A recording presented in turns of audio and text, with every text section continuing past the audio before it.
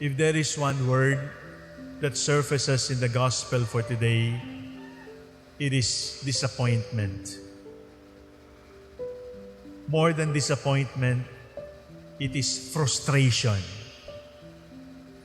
When you give your very best and then you harvest nothing. When you give your very best and you harvest a whirlwind.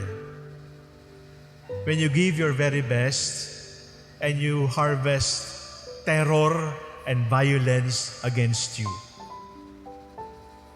Who does not know disappointment? Who has never been frustrated? Who has never been hurt after loving? Who has never been hurt after giving so much and then not expecting very much?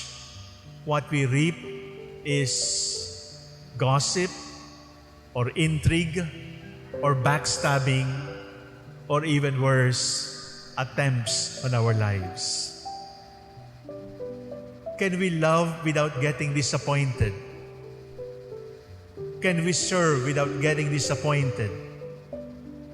And the answer, my dear brothers and sisters, is we cannot love and not be disappointed.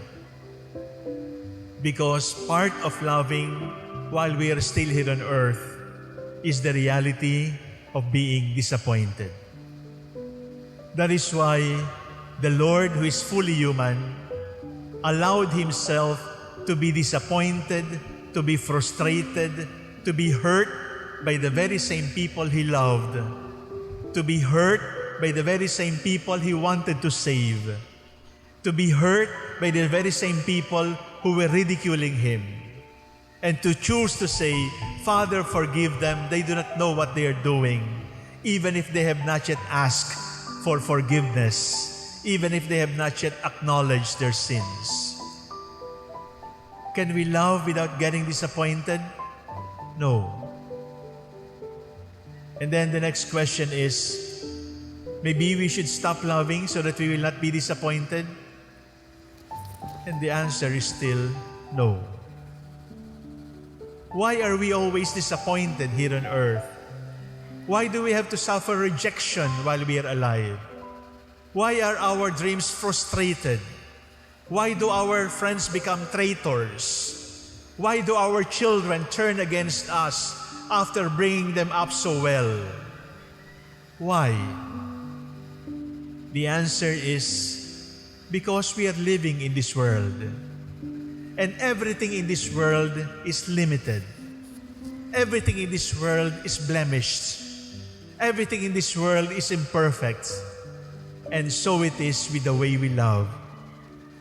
With the way we love here on earth, we are blemished. We are weak. We are subject to temptation. We carry the roots of original sin in our love. Ang sagot po, bakit masakit magmahal? Kasi wala ka pa sa langit. Kung nasa langit na tayo, wala nang sakit magmahal. Habang tayo ay nasa sa lupa, mayroong sakit ang pagmamahal. Mayroong disappointment ang pagmamahal. Sapagkat hindi pwedeng mapuno ng kahit sinong tao o kahit anong pangyayari yung ating pagnanasa na mahalin. There is no one, there is nothing here on earth who will ever be able to satisfy our longing, our deep longing to be loved. So what should we do? First, you have to accept that part of loving is being disappointed by your beloved. You just have to accept. But in addition to accepting that part of loving is being disappointed by your beloved, you must also be honest enough that you have disappointed those who have loved you.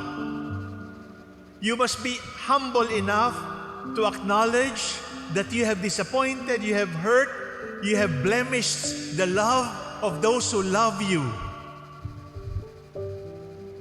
We have been hurt when we loved. but we have also hurt others when they loved us. And therefore, the key is to accept that our love is imperfect, and to accept that the love we will receive will also be imperfect, because this is still earth. We are not yet in heaven. The second thing that we must do if we are so disappointed is to grieve. Cry. Walang masamang umiyak. Ilabas sa luha, sapagkat ang luha nakakalinis ng ating kalooban. Ang luha ay lumalabas sa ating mata, pero pag lumabas ang luha sa ating mukha, nililinis din niya yung sakit ng ating kalooban. Cry. Because if you will pretend that everything is all right, if you will pretend that you are not disappointed, that you are not frustrated, that everything is all right, you are going to build resentment. You're going to build the attraction of revenge, that sooner or later, you will just get cynical and not love at all. The first is accept. The second is grieve. And the third is try again. Try again. If you are looking for a partner who will always be exciting, do not look at anyone, because there will be moments when we will not be exciting, when we will not be pleasurable, when we will not be happy to love, and we will not be happy to share love.